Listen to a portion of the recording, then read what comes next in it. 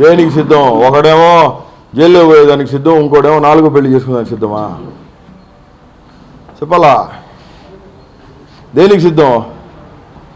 ఉత్తత్తు పుత్రుడేమో బిర్యానీలు తిని ఢిల్లీకి పోయి తాయి మసాజులు చేయించుకుంటూ ఉంటాడు రఘురామకృష్ణరాజు ఇంట్లో. ఇంకొక పుత్రుడేమో రోడ్ల మీద పడుకునేదానికి సిద్ధం, ప్యాకేజీ తీసుకొని హోటల్స్కి అటు ఇటు తిరిగేదానికి సిద్ధం, కార్వానుల్లో ఆడపిల్లల్ని పాడు చేసేదానికి సిద్ధం దత్తపుత్రుడు. దీనికి సిద్ధం. చంద్రబాబు నాయుడు దేనికి సిద్ధం? కాటికి సిద్ధం లేదా జైలుకి సిద్ధం. ఇది తప్ప వీళ్ళందరికీ ఒక రంకుమొగుడు వచ్చాడు బాస్. ఆ రంకుమొగుడు పేరే వైఎస్ జగన్మోహన్ రెడ్డి. ఒక విషయం గుర్తుపెట్టుకోవాలా, నువ్వైనా నేనైనా ఈ మీడియా ముందు నేను ఏం మాట్లాడినా రేపొద్దున నన్ను దీవించాల్సింది అల్టిమేట్గా ప్రజలే. ప్రజల దీవెనలు ఉన్నంత కాలం ప్రజానాయకుడిగా బతుకుంటాం.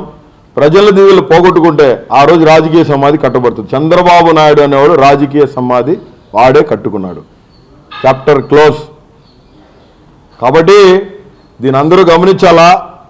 పార్టీలో నుంచి స్వలాభాల కోసం వెళ్ళిపోయే వాళ్ళ గురించి మాట్లాడడం పోండి, కానీ మీరు పోతా పార్టీ గురించి చెడు చేసిన గౌరవ ముఖ్యమంత్రి గురించి మాట్లాడినా నా కొడకలారా మీ ఇళ్లలో మీ బెడ్రూమ్లోకి వచ్చి కూర్చుంటాం. ఇదైతే మాత్రం ఖచ్చితంగా హెచ్చరిస్తున్నాము. Bharath Reddy countdown start అయిందండి. ఖచ్చితంగా అయితే విడిచిపెట్టను, వాని కథ తెలుసు. ఎందుకంటే వాడు మందు దాగి క్వార్టర్ మందు కోసం కొరటిపాడు బారుల దగ్గర కింద పడిపోయి అడుక్కు దొబ్బే పరిస్థితి వాంది. సిమ్స్ కాలేజ్ డైరెక్టర్ని పెళ్లి చేసుకోకముందు వాడి పరిస్థితి.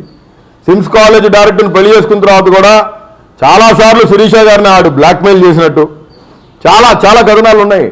ఒకటే అడుగుతున్నా, అక్కడ నీకు చెప్పుకుంటున్న నీ కూతురు నీకు పుట్టిందా? రాంబాబు అనేవాడు ఎవడు? నెక్స్ట్ మీడియాలో ఖచ్చితంగా దీన్ని రివీల్ చేస్తాను. సిమ్స్ కాలేజ్ భరత్ రెడ్డి అనేవాడు ఒక పెద్ద రేపిస్ట్. తల్వాకర్స్ జిమ్లో అమ్మాయిలు పటాయిచ్చే 420 నా కొడుకు భరత్ రెడ్డి గారు. చాలా మంది పెద్దల పేర్లు చెప్పుకొని వైజాగ్లో దందాలు చేస్తుంటే కొట్టి తరిమేశారు కాబట్టి ఈరోజు పార్టీలోంచి బయటకు వెళ్ళిపోయాడు. ఏం మాట్లాడుతున్నాడు వాడు? రాజధాని విషయం మాట్లాడుతున్నాడు. రాజధాని చూసి వాడు చెలిచిపోయాడంట. వాడు కొడుకు ఆడుతున్నాడు. వాడు కొడుకు అంతా బుడతగాడు. అసలు వాడు కొడుకేనాడు? అదేం మాట్లాడుతున్నాడు? రాజధాని గురించి 3.5 సంవత్సరాలు చెల్లించిపోలేదా? నువ్వు 4.5 సంవత్సరాలు చెల్లించిపోలేదా? నిన్నగా మన పార్టీలోంచి బయటకు ఏం మాట్లాడుతున్నావు?